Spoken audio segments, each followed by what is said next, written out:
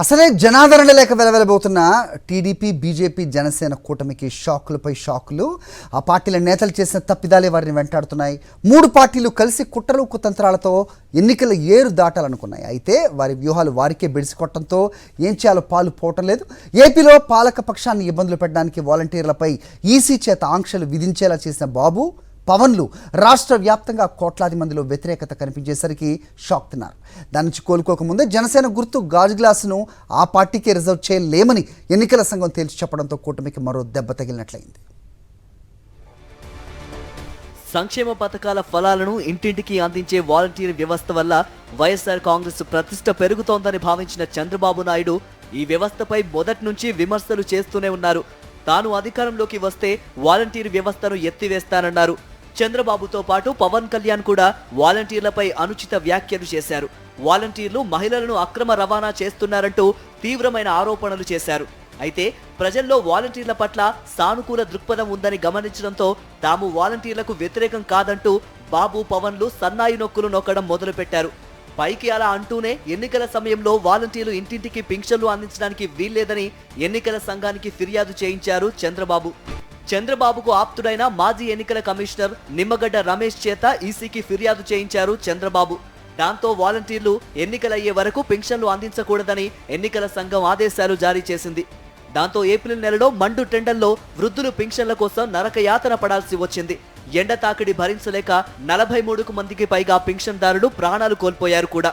దీనిపై రాష్ట్ర వ్యాప్తంగా 66 లక్షల మంది పింఛన్దారులతో పాటు వారి కుటుంబ సభ్యుల్లో కూటమి పార్టీలపై ఆగ్రహం వ్యక్తమైంది. దీన్ని గమనించిన చంద్రబాబు అనవసరంగా వాలంటీర్ల జోలికి వెళ్లామా అని నాలిక కరుచుకున్నారు. తాము వాలంటీర్లకు వ్యతిరేకం కాదని మరోసారి చెప్పారు. కానీ అప్పటికే జరగాల్సిన డ్యామేజీ జరిగిపోయింది. వాలంటీర్లపై ఫిర్యాదు చేయించిన టీడీపీ ఇప్పుడు పెన్షన్దారుల కష్టాలకు వైఎస్ఆర్ కాంగ్రెస్ పార్టీయే కారణమని దబాయిస్తోంది. అయితే జనం నమ్మడం లేదు.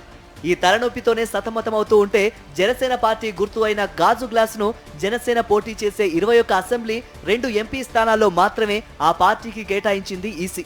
మిగతా నియోజకవర్గాల్లో స్వతంత్ర అభ్యర్థులకు గాజు గ్లాసు కేటాయిస్తోంది. దీనివల్ల కూటమి ఓట్లకు గండిపడుతుందని భయపడ్డ టీడీపీ జనసేన పార్టీలు కోర్టుకెక్కాయి. గాజు గ్లాసు గుర్తును జనసేనకు మాత్రమే రిజర్వ్ చేయాలని పవన్ కళ్యాణ్ పార్టీ విజ్ఞప్తి చేసింది.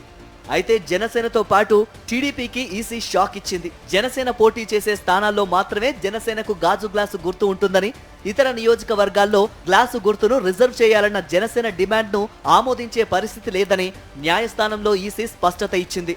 ఇతర స్థానాల్లో ఇప్పటికే గాజు గ్లాసు గుర్తు కేటాయించిన వారికి ఇప్పుడు గుర్తులు మార్చడం సాధ్యం కాదని, ఎన్నికల ప్రక్రియ మొదలైన నేపథ్యంలో జనసేన పిటిషన్కు అసలు విచారణ అర్హతే లేదని ఎన్నికల సంఘం కోర్టు దృష్టికి తీసుకువచ్చింది. ఇటువంటి పిటిషన్లను పట్టించుకుంటూ పోతే ఎన్నికల వరకు ఎవరో ఒకరు పిటిషన్లు వేస్తూనే ఉంటారని ఈసీ స్పష్టం చేసింది. హైకోర్టులో తమకు అనుకూలంగా నిర్ణయం వస్తుందనుకున్న టీడీపీ జనసేనలకు ఈసీ నిర్ణయం కోలుకోలేని షాకే అని చెప్పక తప్పదంటున్నారు రాజకీయ పండితులు.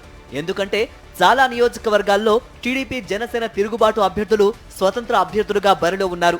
వారిలో చాలా మందికి గాజు గ్లాసు గుర్తు కేటాయించింది ఈసీ.